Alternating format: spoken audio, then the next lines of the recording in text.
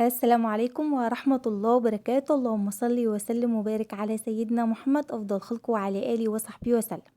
ازيكم عاملين ايه؟ يا رب تكونوا بخير وصحة وسعادة وأحسن حال. النهارده إن شاء الله جايلكم بيوم جديد وفيديو جديد، وطبعا كالعادة بحب قبل ما أبدأ الفيديو بحب أرحب بكل متابعيني من داخل مصر وخارج مصر، كلكم على راسي من فوق. وأهلا وسهلا بكل اخواتي اللي دخلوا معايا جديد في القناة، منوريني ومشرفيني. وجودكم معايا ده شرف كبير أولي. حط بالك الفيديو، اشتركي معاه لو مش مشتركه، يمكن الاشتراك اللي تحت الفيديو. طبعا اهم حاجه ما تنسيش تفعلي جرس التنبيهات على الكل عشان يوصلك مني اشعار بكل جديد انا بنزله. واكيد بستنى كومنتاتكم الحلوه اللي بتسعدني، ربنا يسعد قلوبكم جميعا جميعا يا رب العالمين. ويلا بقى بينا على طول نبدا روتين النهارده، وتعيشوا بقى معايا اليوم ان شاء الله باذن الله فيديو النهارده يعجبكم. وعايزه اقول لكم ان روتين النهارده مكملين تنظيفات رمضان. وطبعا عملت معاكم غرفه الولاد، جددناها مع بعض، غيرنا النظام بتاعها وكمان فرشناها بالجديد. وكمان دخلنا بقى على طول على غرفه النوم وظبطناها مع بعض، وكمان ادانا لها تنظيفه حلوه جدا على دخلة رمضان، عشان قلت لكم دي عوايد الست المصريه طبعا. فخلاص بقى خلصنا الغرفتين بتوع النوم او الاوضتين بتوع النوم، وخرجنا بقى على طول على زي ما بتقولوا بقى الليفينج او الركنه او الصاله او الريسبشن، زي ما تحبوا تقولوا بقى، او ايا كان بتسموه إيه يعني. المهم بقى خلصنا الغرفتين زي ما قلت لكم كده مع بعض، وخرجنا بقى على طول النهارده نقضي الروتين مع بعض في الليفينج او في اوضه الركنه. تمام. عايزه اقول لكم كده مبدئيا قبل ما نعمل اي حاجه، يعني انا كنت في الاول قبل ما ادهن الشقه، يعني بص كنت حاسه بدوشه كبيره جدا جدا في المكان. كنت حاسه ان بصوا في مولد يعني في المكان كده. إيه بسبب ايه بقى؟ كانت الدهان كان منقوش، وكان في شغل كتير في الصالة. وكمان الركن عندي بقى زي ما انتوا شايفين، غير بقى بخلاف ان هي كلها كده ورود زي ما انتوا شايفين، القمشة بتاعتها نفسها فيها كده ايه مربعات صغيرة كده، او زي الكرهات كده يعني. تمام. ولكن صراحة لما جددت ودهنت بقى اللي هو لون الفانيلا كده زي ما انتوا شايفين، وكمان عملت اللي هو مكان الجبس لون كفيف، فحسيت ان هي يعني ايه، بقت شكلها حلو في المكان. يعني اختلفت كده 80%. انا معاكم ان هي طبعا اكيد يعني لو هي سادة هتكون احلى واجمل بكتير، بس لا انا حسيتها يعني ان الموضوع برضو ما عادش زي الاول بقى، ما عادش في دوشة كتير في المكان. وكمان اشتلت بقى المخدات من عليها، فده صراحة حاسة ان هو مهدي من شكل الدنيا شوية يعني عن الاول. تمام. كنت بس عايزة اقول لكم يعني ايه الموضوع ده. المهم هنا بقى زي ما انتوا شايفين اشتلت بقى الستاير. الستارتين دول بصوا انا بحطهم بس يعني ايه لما يكون عندنا بقى ظروف او في ناس داخلين وخارجين كتير عندنا في المكان يعني. تمام. غير كده انا بشتريهم تماما، اللي هي الستاره اللي بتبقى محطوطه على الطرقه بتاعه الغسيل او على دخله الحمام وكمان بتاعه المطبخ. المهم اشتريتهم بقى حطيتهم في الغسيل. بصوا انا النهارده صراحه ما عنديش غسيل في السباته يعني، فقلت خلاص هسيبهم بكره يكون لميت كده حبه هدوم اغسلهم عليهم وكده. تمام. فاشتريتهم بقى حطيتهم في السباته، وعلى طول بقى لقيت الجو جميل النهارده. بصوا خلصت بقى كل اللي ورايا، يعني مشيت الولاد لان الروتين ده انا عاملاه يوم الخميس يعني. فمشيت بقى الولاد راحوا المدرسة، والدنيا بقى الحمد لله كده لقيتها كويسة، وفي بقى كده شوية تشجيع، فشربت بقى كده فنجان قهوة. وخلصت بقى كل اللي ورايا في الشقة زي ما قلت لكم. لما اكون حابة ان انا ادي تنظيفة عميقة للغرفة او للصالة مثلا او للركن ايا كان هو ايه، يعني بكون حابة إيه ان الشقة بقية الشقة كلها تكون نظيفة، عشان ما يكونش بقى ايه بعمل بنضف في مكان وبقية الشقة كلها كده يعني ايه مش لطيفة يعني. تمام. فطبعا شطبت بقى الغرفتين لان اساسا يعني هم مفيش فيهم حاجات كتير. انا يا دوب بس رتبت السراير وشفطت السجاد كده على السريع، وكمان شطبت المطبخ. وخرجت بقى على طول، قلت ابدا كده معاكم اليوم كده من اوله والشمس كده طالعه وحلوه. وزي ما بنقول الشغله البدريه طبعا اكيد اكيد منسيه، تحسيش ان انت عملت حاجه يعني. فاشتلنا بقى السجاد زي ما انتوا شايفين، طلعته في الشمس. بصوا كانت الشمس جميله جدا، دخلت الحاجه كده اخر النهار يعني بعد العصر، حاسه ان هي ريحتها شمس وريحتها جميله. بصوا يعني من ريحه الشمس في المكان ما حبيتش ان انا يعني ارش الشقه معطره النهارده، عشان خاطر حابه ريحه النظافه وريحه الشمس كده تكون ثابته في قلب الشقه لفتره طويله يعني. تمام. وسبحان الله دايما بقول لكم ان الشمس دي بتقتل اي ميكروب في الحاجه يعني، لان طبعا هو ده معقم طبيعي من عند ربنا. المهم خرجت بقى الايه اللي هو السجاد زي ما انتم شايفين، طبعا دي بقى اللي هي ايه البلكونه بتاعت الولاد اللي انا حطيت فيها السجاده التانية دي. مفيش فيها شمس قد كده، ولكن عايزه اقول لكم ان انا بحبها جدا جدا في الصيف، بموت فيها كده، بقى فيها شويه هوا حلوين جدا جدا. فالحمد لله على النعمة اللي أنا فيها، الحمد لله باحمد ربنا طبعًا على كل حال. عندي بلكونة كده صيفي وبلكونة شتوي، فالحمد لله رب العالمين، ربنا يديمها عليَّ نعمة يا رب. المهم بقى زي ما أنتم شايفين خرّجت بقى السجاد برّه، وجيت بقى هنا على طول أكتر حاجة مضايقاني في الصالة كلّها هي السقف بتاع الصالة، عايزة أقول لكم متبهدل آخر بهدلة، وعشان كده وأنا بادهن الصالة ما غيّرتش اللون عشان أنا كنت عاملة حساب كده. ليه بقى؟ لإن عندي السقف بيعفّن وبتبقى حالته حالة، يعني ممكن يكون كل أسبوعين باعمله بالموب ده جميل جدًا ومريحني يعني، ويعني إيدي فيه على طول، بس هو برضه يعني إيه، مش عارفة هو العيب في إيه صراحةً. في ناس تقول لِك من قلة التهوية، أنا من طبعي أساسًا حتى لو الجو برّه برد وما فيش شمس طالعة بافتح كل الشبابيك شوية كده الصبح أهوي الشقة، وكمان أغيّر كده جوّها وأملى الشقة يعني شوية طاقة إيجابية كده. فطبعًا أكيد ده مش قلة تهوية يا جماعة. فكنت حاطة مشمعات على الشبابيك، فقالوا لي ممكن يكون منها. اشتريت برضه مشمعات بقى لي كده 3 سنين ما باحطش مشمعات على الشبابيك خالص، ولكن عشان أكون صريحة معاكم الشباك بتاع الرُكنة بس أو بتاع الliving هو اللي فيه عاملة فيه يعني إيه، اللي هو المشمّع ده، تمام، أو اللي هو الsticker اللزق بتاع الشبابيك يعني. في الغرف بقى مش حاطة، وبرضه عندي نفس المشكلة. السقف برضه بتاع غرفة الولاد برضه بيعفّن كده هو والسقف بتاع الصالة، ولكن في يعني السقف عندي في أوضة النوم مش أوي، يعني ممكن كده بعد فترة أحس إن هو عمل كده. تمام. المهم بقى مسكت بقى جبت الموب، وكنت جايبة بقى شوية مَيّة سخنين زي ما قُلت لكم قبل كده، يعني نكون في الشتا تكون تنضيفاتنا حتى لو بشوية مَيّة يعني يكونوا دافيانين يعني ما تكونش المَيّة متلجة عشان يعني إيه تنضف معاكِ أحسن يعني من المَيّة الباردة وكده، تمام.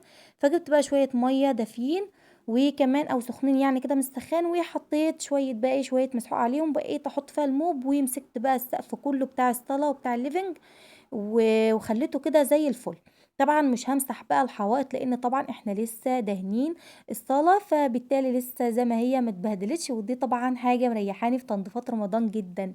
هنا بقى عندي الكرسي الأولاني بتاع الرُكنة ده، بُصّوا يعني حالته لا يُرثى لها صراحةً، متبهدل جدًا، جدًا، لإن كل اللي بييجي من برّه يقوم قاعد عليه على طول، فهو أكتر حاجة متبهدلة عندي.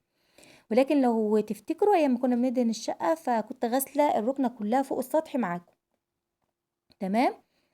المهم بقى جيت هنا إيه، جبت بقى شوية برضه كده مَيّة سخنين، وحطيت شوية أوكسي سايلين، وكمان حطيت كلوركس ألوان، وكمان شوية كلور، ومسكت بقى الكنبة دي أو الكرسي ده دعكته كده دعكة محترمة. هنا طبعًا بقى بعد ساعتين ما طلّعته هنا كده في الشمس وكان نشف خلاص، فطبعًا طلّعته فوق عشان خاطر إن هو ينشف، لإن هو اتبل مَيّة كتير وطبعًا عايز تهوية وعايز شمس، فحطيته فوق على السطح زي ما أنتم شايفين كده، أو على البسطة بتاعة السلم يعني بتبقى فيها شمس، فطلّعتها عليه. وهنا بقى كنا اتغدينا وقعدت كمان ارتحت لي كده شوية، وبدأت بقى معاكم بقية الروتين، لإن طبعًا يعني باحب اللي هو إيه، أكون برضه مهتمية بولادي، يعني ما اكونش باعمل حاجة واسيب الولاد وكده. قُلت كمان عشان خاطر يكون السجاد برضه يعني يكون بقى اتشمس أكتر وقت ممكن، وتكون برضه الكرسي بتاع الرُكنة يكون إيه، نشف براحته، تمام. لإن صراحةً هو اتبل جدًا، جدًا من كتر بقى ما دعكته وكده وحطيت عليه مَيّة كتير، فهو طبعًا عايز يكون إيه، يعني ينشف، لإن طبعًا لو سِبته في الشقة مش هينشف يعني إيه حلو كده. هنا بقى زي ما أنتم شايفين جيت بقى اشتريت اللي هو الستاير، وكمان لميت كده البرقع على جنب لإن هم نضاف ولسه فارشينهم قريب، فقُلت إن شاء الله بإذن الله هابقى أغسلهم على العيد، مش هاغسلهم المرة دي يعني أو السنة دي على رمضان. جبت بقى الفرشة وكمان قُلت أنفّض كده الشباك بالمرّة، وطبعًا دهنين الشبابيك كلّها مع بعض. فبالتالي التنضيفات السنة دي صراحةً خفيفة ومريحة جدًا، جدًا في كل حاجة يعني. ما فيش غير غرفة الولاد صراحةً هي اللي إيه، أو أوضة الولاد هي اللي بهدلتني شوية، أو زي كل سنة، هو دي العادة اللي أنا باعملها يعني فيها كل سنة. فنفّضت بقى الشباك زي ما أنتم شايفين بالفرشة كده، وقُلت بقى إيه أنفّض بقى بإيد أنفّض الرُكنة كلّها كده، باحب الفرشة دي جدًا، بتنضّف كده وما بتخلّيش أي حاجة على الرُكنة خالص، وهي خاصةً بقى عندي القماشة بتاعة الرُكنة اللي هي إيه، قماشة شادة شوية كده، فما فيش حاجة يعني إيه بتنفع معاه غير الشديد أوي من الآخر يعني، يعني لا فوطة بتجيب نتيجة ولا أي حاجة، كل يوم بانفّضها كده بالفوطة، ولكن لمّا يكون بقى تنضيفة حلوة كده باحب أنفّضها بالفرشة دي، حلوة أوي. هاكنس بقى كده مكانها هاكنس بس المكان اللي جوه ده عشان يعني امسحه وارجع بقى الكراسي دي كده مكانها تاني، عشان خاطر يعني انتوا شايفين عندي الصالة يعني برضو يعني معرفش ان انا اشتال منها الركنة وكده، فباشتال كده الجزء اللي انا هعمل تحته كده على جنب لحد ما اكنس كده تحته امسحه كويس، وبعدين ببدأ ارجع كل حاجة مكانها تاني عشان خاطر برضو ما اسحمش الدنيا عليا في المكان وكده. هنا خلاص بقى كنست ودخلت بقى كالعادة، باقول لكم لمّا أكون بقى تنضيفات عميقة نجيب كده شنطة وجاروف كده جنبنا عشان ما نقعدش بقى رايحين جايين وكده، نقعد بقى نلم في الشنطة دي أو في الكيس يعني لحد ما نخلّص، نقوم متخلصين منه في الباسكت بتاع الزبالة، ويكون بقى كده حاجة مريحانا يعني. طبعًا بندوّر على راحتنا مش أكتر يا جماعة. المهم مش عايزة بقى يكون حد لسه كسلان السنة دي ما عملش تنضيفات رمضان، عايزين كده نتشجّع ونتنشّط كده مع بعض ونخلّص بدري، بدري عشان في رمضان بقى نكون مرتاحين وعايدين بقى كده للشقة تنضيفة حلوة. وطبعًا كُلّنا أخدنا إن دي طبعًا عادات عندنا إن إحنا ننضّف بقى كده شققنا تنضيفة حلوة على رمضان. وعايزة أقول لكم يعني والله العظيم أنا السنة اللي فاتت كنت حاسة بنفحات كده رمضان من بدري أوي. السنة دي أنا قُلت لكم قبل كده يعني في فيديو قبل كده يعني الموضوع ده، بس لأ بقى لي كده كام يوم صراحة حاسة كده برمضان وحاسة بدخلة رمضان، ومبسوطة جدًا، جدًا يعني بالنفحات دي باحبها جدًا. فأنا طبعًا مسحت بقى تحت الرُكنة زي ما قُلت لكم المكان اللي هو إحنا اشتلناه ده، ورجّعت بقى الستاير كده مكانها، وعايزة أقول لكم إن دي أكتر جزء في الرُكنة كلّه بيتعبني بُصّوا في كل حاجة يعني. فلازم ال3 كراسي دول يدخلوا كده جنب بعض ومع بعض، يعني تحسّوا كده إن هُم توأم ما بيستغنوش عن بعض، لو حطيت كل واحدة لوحدها فما بتضبطش بصراحة، ولازم يدخلوا كده، باحطهم كده ال3 كراسي جنب بعض وابدأ إن أنا أزُق كده كل واحدة كده شوية بشوية. عايزة أقول لكم بسم الله ما شاء الله، ما شاء الله تبارك الله يعني الدهان حلو جدًا، جدًا على السيراميك اللي لونه أبيض حلو أوي، يعني لمّا باشتري كده الركنة كلها وتلاقي الصالة كده يعني خالية باحس بُصّوا بطاقة كده إيجابية، باحس إن في بهجة كده في المكان، فتحسوا كده يعني بطاقة إيجابية كده أو النفسية كده مرتاحة شوية. هنا طبعًا قُلت بقى ألمّع بقى الشاشة وكمان ألمّع اللي هي البراويز أو اللي هو التابلوهات زي ما أنتم شايفين كده. المهم باجيب كده قطعة من القماش تكون بيضة أو فوطة يعني أيًا كان يعني بتحبي تلمّعي بإيه، وبعدين باحط عليها الملمع مش باحطه مباشر على الشاشة عشان خاطر يعني ده غلط وكده، فباحط بقى كده على قطعة القماش وبعدين بابدأ إن أنا ألمّع الشاشة، وكمان لمّعت بقى المفاتيح بتاعة الكهربا زي ما أنتم شايفين والدنيا كده ضبطت معايا وبقت زي الفل. هابدأ بقى أمسح أكنس كده الصالة كلها وبعدين هالمّعها كده ونبدأ بقى نطلع نجيب السجادة بلوى مسيحاه. عايزة أقول لكم قسمًا بالله أنا حطيتها على البلكونة وجيت قعدت ارتحت كده بُصّوا هبّطتني جدًا، يعني مقاسها كبير وزي ما أنتم شايفين بقى يعني قعدت أطلّع فيها في البلكونة فكّرتني كده بمحمد هنيدي وهو شايل البتاع ده على هو في الخالة نوسة، شايل الكونترباس بتاعه ده والّا اسمه إيه ومش عارف كده يخرج بيه، طفّحني صراحة يعني هي حلوة على قد ما هي حلوة وضابطة معايا في المكان، ولكن صراحة يعني طلوعها بقى ودخولها وشيلها وحطّها ده بهدلة لإن مقاسها كبير جدًا، زي ما أنتم شايفين كده. فأنا طبعًا بانصح أي حد بلاش السجاد اللي تبقى مقاساته كبيرة ده، وكمان يبقى تقيل، فصراحة استخدامه واستعماله مش كويس أوي، بهدلة صراحة، الواحد بيدوّر على راحته، ولكن ده شيء مُتعب جدًا، جدًا يعني. شايفين؟ مُتعبة في كل حاجة، يعني أنا ممكن يعني أودّيها لوحدي، ولكن في مجابة بقى ما أقدرش أجيبها لوحدي، شايفينّي باعمل إزاي يا ولاد؟ واقسم بالله طلّعت عيني، تحسّوا كده إن أنا يعني عايزة كده فرخ بلدي أطبخه وأشرب الشوربة بتاعته وآكله كده عشان أستعيد صحتي تاني من السجادة دي. بُصّوا متعبة جدًا، جدًا، جدًا، فبلاش المقاسات الكبيرة دي لو أنتِ طبعًا بنوتة كده أو لسه عروسة بتجهّزي وكده، فبلاش المقاسات الكبيرة دي. بُصّي هاتي سجادتين صغيّرين أو سجادتين كده جنب بعض أحسن من كده بكتير، ليه بقى؟ عشان لمّا تيجي بقى تشتريها وتحطيها فما تبهدلكيش وتبقى متعبة بالشكل ده. فساعات كده ساعات بنجيب كده يعني حاجات في حياتنا تبقى غلط، ولكن إحنا بنتعلم من غلط. بس عايزة أقول لكم يعني هي نفعتني صراحةً لمّا جددت عشان بس ما نكونش يعني ناكرين الجميل يا جماعة، لمّا جددت بقى النظام وكده وجددت الليفينج أو الرُكنة يعني، فلأ هي نفعتني صراحة، لإن جات على المقاس بالضبط، هي يعني إيه نقول داخلة كده تحت ال3 كراسي اللي هُم في الوش دول، يعني حوالي كده 10 أو 15 سنتي، ولكن هي في المقاس كطول هي مضبوطة صراحة على الركنة بالضبط. هنا طبعًا حطيت بقى فرشت بقى الإيه السجادة في الأول عشان خاطر الكراسي بتتحط عليها زي ما أنتم شايفين، وبعدين بدأت بقى أرجّع الإيه الكراسي بتاعة الرُكنة مكانها تاني، وجيت هنا جِبت الرياشة، وطبعًا النيش وكل حاجة لسه معمولة قريب جدًا، لإن النيش ده كان في الأوضة بتاعة الولاد وإحنا مخرّجينه بعد الدهان وكده، أو قبل الدهان تقريبًا يعني، فإيه ولمّا جينا ندهن طبعًا اشتلناه من مكانه والدنيا كانت معانا زي الفل.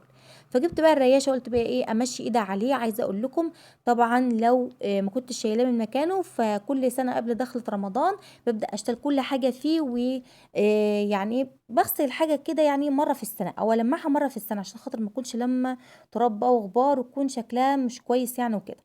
فطبعًا بابدأ اللي هو إيه في دخلة رمضان كده أقوم بقى إيه شايلة كل الحاجة اللي في النيش وأبدأ إن أنا ألمّعها تاني وكده. ولكن السنة دي زي ما قُلت لكم كل حاجة مُريحة والحمد لله كل حاجة متسهّلة كده ومتيسّرة، وده عايزة أقول لكم ده خير من عند ربنا قسمًا بالله ونعمة أنا باحمد ربنا عليها، كل حاجة متيسّرة كده لإن لأ السنة دي صراحةً يعني حصل لي حاجات كتير جدًا، جدًا، جدًا السنة دي، فلأ ما كنتش هاقدر أعمل كده بصراحة، فده طبعًا كرم من عند ربنا ليّا، فالحمد لله رب العالمين باشكره وباحمد فضله وباحمده وباشكر فضله دايمًا ودائمًا وأبدًا. لإن كل حاجة بتحصل لنا خير من عند ربنا الحمد لله، الحمد لله رب العالمين. فزي ما أنتم شايفين بقى إيه نفّضته كده بالرياشة من جوّه ومن برّه وخلّيته كده زي الفل، وجِبت بقى إيه قطعة قماش كده تكون قطن برضه وما فيش عندي بقى اللي هو المُلمّع بتاع الخشب، حطيت بس كده إيه شوية زيت زيتون بسيطين جدًا، جدًا على القماشة وبدأت إن أنا ألمّع الخشب، عايزة أقول لكم بيلمّعوا بيخلّيه زي الفل، مش هننكر ولا حاجة، ولكن يعني إيه آمم أقل حاجة برضه بتبان فيه، فاهمين؟ هو بيلمّع الخشب وبيخلّيه حلو جدًا، اللي هو زيت الزيتون حلو جدًا، جدًا، ولكن صراحةً بيبان بقى فيه أي حاجة تمسكيه تحسّي بقى إن هو إيه، بيتلحوس وكده، فقُلت بس حاجات كده مؤقتًا لإن بإذن الله برضه بابدأ إن أنا ألمّع الخشب على العيد وكده. وكمان جِبت بقى الملمّع بتاع الإزاز ولمّعت بقى إيه، الإزاز بتاع النيش كُلّه. عشان تبقى معانا كده الدنيا فُلّة ونشم كده ريحة النضافة، وطبعًا دي زي ما قُلت لكم تنضيفة كده بتريحنا في شهر رمضان عشان بقى الصيام، وطبعًا ما بنقدرش نعمل بقى الحاجات دي كلّها والتنضيفات العميقة، فيا دوب كده اللي هي تبقى إيه الحاجات اليومية زي دايمًا ما باقول لكم. بُصّوا هنخلّص بقى إيه بإذن الله، بإذن الله هنخلّص كده الreception كده مع بعض وندخل بقى على طول على إيه، على المطبخ، لإن المطبخ بُصّوا كلّه كده على بعضه مش عاجبني، فيه حاجات كتير عايزة تنضف وحاجات كتير عايزة تتغسل، وحاجات عايزة تتشال من مكانها، وكمان هنغيّر برضه نظام المطبخ شوية. ولسه كمان هنركب بقى الزينة والدنيا كده هتبقى فل. بصوا انا كنت قلت لكم في فيديو قبل كده ان انا عايزه اعمل تجديد في المطبخ على رمضان ولكن لا خلاص هنسيبها بقى على العيد لان ربنا ما امرش وكده يعني، فان شاء الله باذن الله باذن الله باذن الله هعمل التجديد على العيد باذن الله باذن الله، انا مش عايزين نقاطع ان شاء الله يعني. وليه بقى جددتها أجّلتها للعيد عشان خاطر كده هاعمل في المطبخ اللي هو زينة رمضان، فقُلت خلاص نخلّي التغيير المرّة دي أو التجديد اللي تبقى زينة رمضان وبإذن الله على العيد نعمل بقى التجديد اللي إحنا عايزين نعمله إن شاء الله، إن شاء الله في المطبخ بإذن الله كده على العيد عشان برضه تكون فرحة وتكون حاجة كده يعني على دخلة العيد برضه، تمام.